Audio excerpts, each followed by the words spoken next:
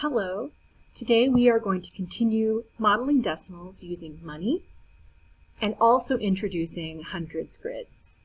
I'm going to review some of the things we talked about yesterday, and then I will model a couple of the problems that you will be doing, and then the rest of the time you will be spending on completing more of those problems.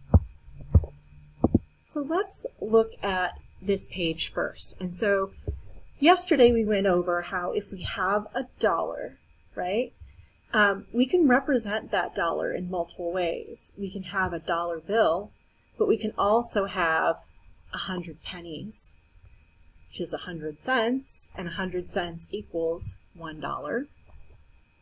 We can have 20 nickels, because each nickel is worth 5 cents, and if we multiply 20 times 5, that would equal 100, and we know that 100 equals $1. It also equals 10 dimes. Each dime is worth 10 cents. If we have 10 dimes and we multiply that times 10, it's going to give us 100 cents, which we know equals $1. And finally, we have quarters. Each quarter is worth 25 cents. If we have 4 of them and we multiply 25 times 4, we know that will equal 100 cents, which equals $1. So these are all ways that we can look at a dollar. We're going to focus today, as we're representing decimals, on the 100 pennies and on the 10 dimes, so that we can focus on what it means to have 1/100th of something and 1/10th of something.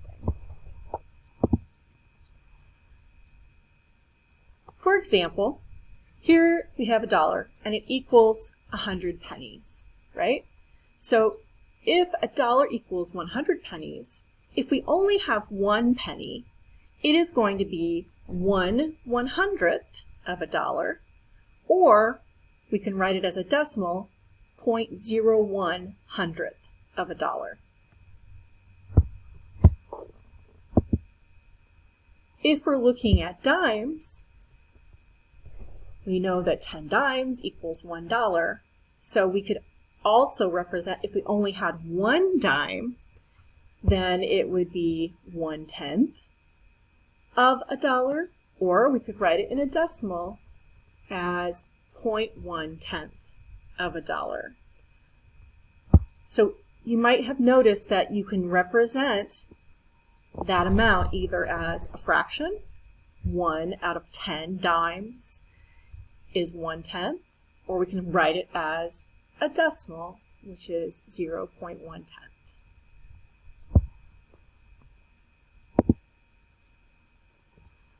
So on these pages, you are going to be asked to represent the amount with money, and then also to write it into the place value chart up here. So it asks us first to use the area below with this amount of money, okay, 5 2/10. So I know 5 is the number of ones that I have, right? I have 5 ones. So I'm going to pull over my 5 ones over into this area. It doesn't really matter how you pull them over or what you make them look like once you pull them over, just so that it's clear that you have 5 of them. And then I have this 2/10. So I'm going to think about, what would that mean? Well, I know that tenths, if I'm talking about money, is a dime, right? So if I have 2 of them, that must mean I need 2 dimes, 2/10. So that would be how I represent that number, right? I have $5, I have 20 cents. Also, if we're just saying the number, it would be 5 2/10.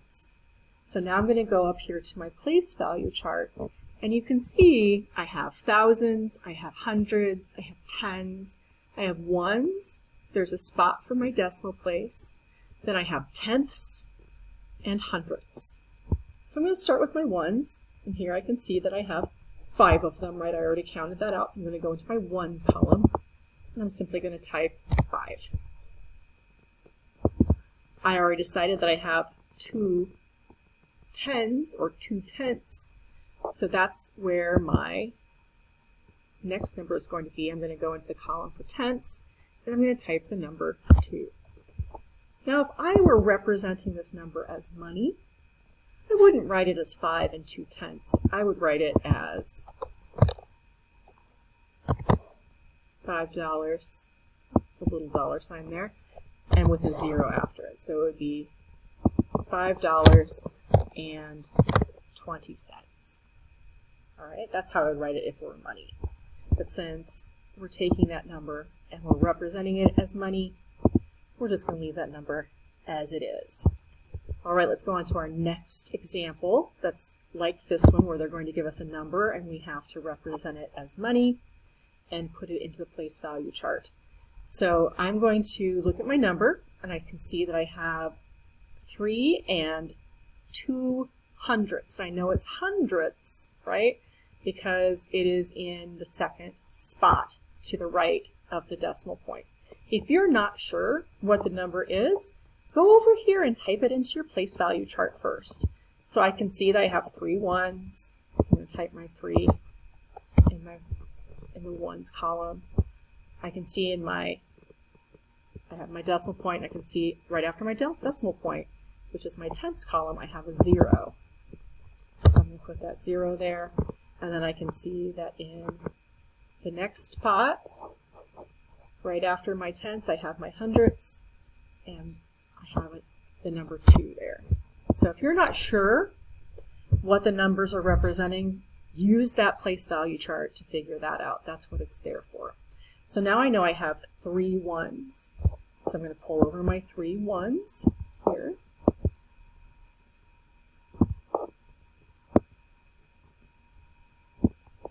And I have 2 hundredths.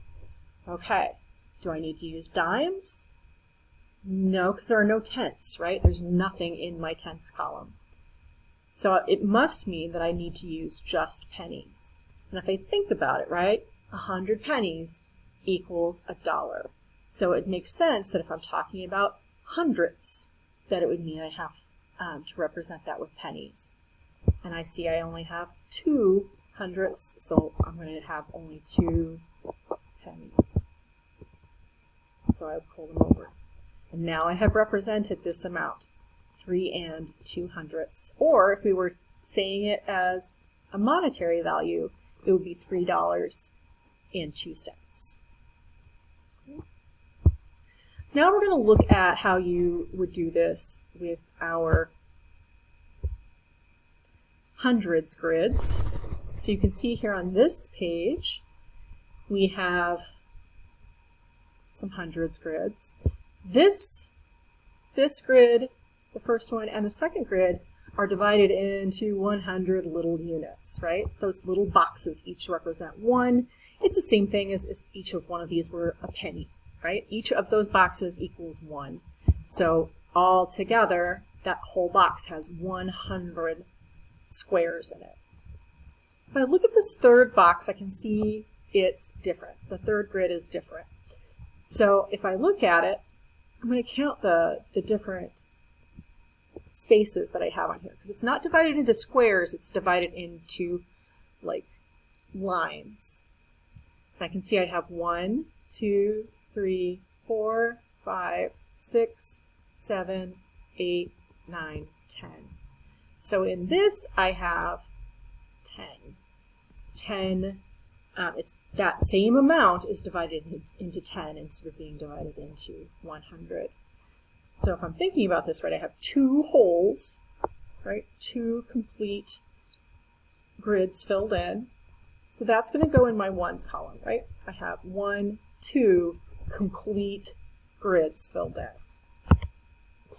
Now I know this one's divided into tens. Where should that go on my place value chart?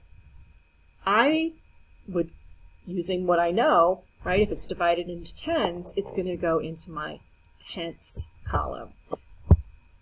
So I can see that 1, 2, 3 of those lines, of those columns, are filled in, are shaded in this grid over here. So it's going to be 3/10. Now it's asking me to represent that in money. So I'm going to pull over my $2.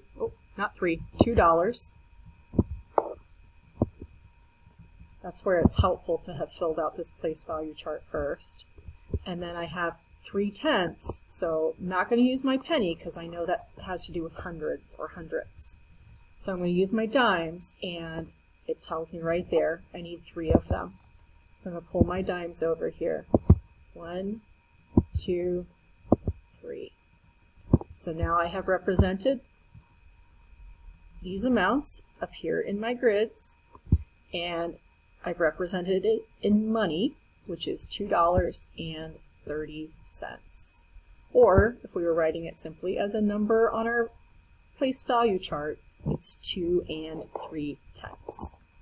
All right, we're going to do one more of these, and then you're going to practice on your own. One more with a hundreds grid.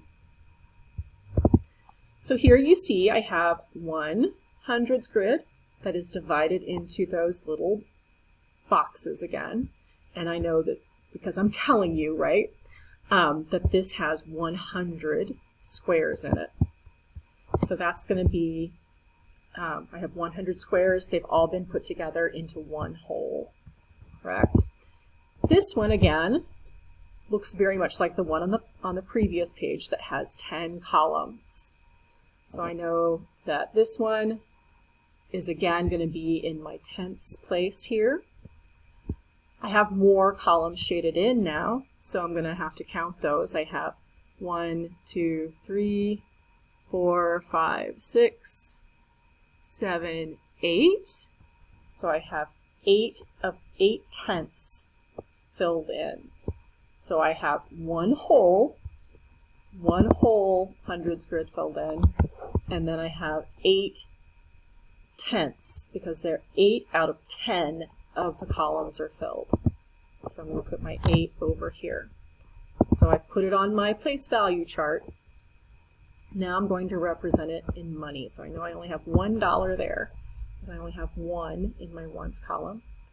And then I have 8/10, so I'm going to need 8 of my dimes. Pull over a lot of dimes.